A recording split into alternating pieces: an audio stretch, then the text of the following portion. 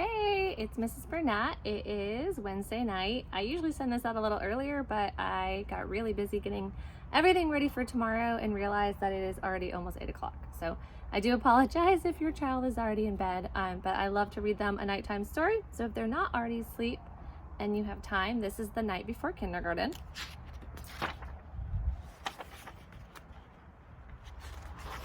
'Twas the night before kindergarten, and as they prepared, kids were excited and a little bit scared.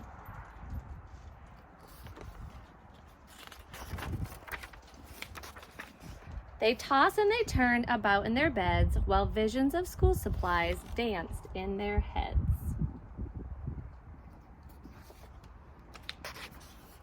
Erasers and crayons and pencils galore were stuffed in their backpacks and set by the door. Outfits were hung in the closets with care, knowing that kindergarten soon would be there. In the morning it came. School starts today.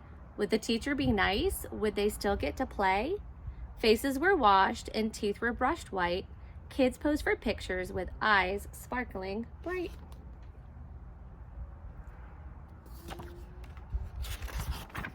Parents packed snacks and kids hopped in cars as if they were boarding a spaceship to Mars. Some kids brought blankets or their favorite stuffed bear in hopes they could nap like they did in daycare. Their parents exclaimed, "You're big kids, wow. Let us hold your bears and blankies for now." No naps in kindergarten, although it would be nice. The parents were worried their children would cry if they left them at school with just a goodbye. So they told their darlings, "If you want, we can stay and make sure that everything will be A-okay." The teacher then greeted each one with a smile and invited the students to stay for a while.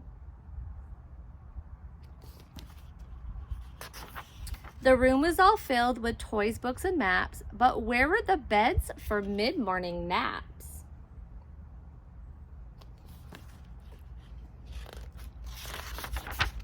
They colored and painted and played Simon Says, then tumbled and skipped and stood on their heads. They sang silly songs from beginning to end. Within just a minute, each kid had a friend. The children were happy. They loved Miss Sunrise. It was she who was in for a giant surprise. When what to her wondering eyes should appear, but sad moms and dads who were holding back tears. Their noses so sniffly, their eyes red and wet.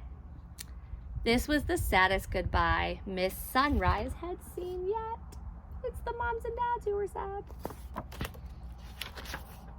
She gathered the grown-ups on the magical rug, then sent them away after one final hug. The children all waved from the door of the school. "Don't cry, Mom and Dad. Kindergarten is cool."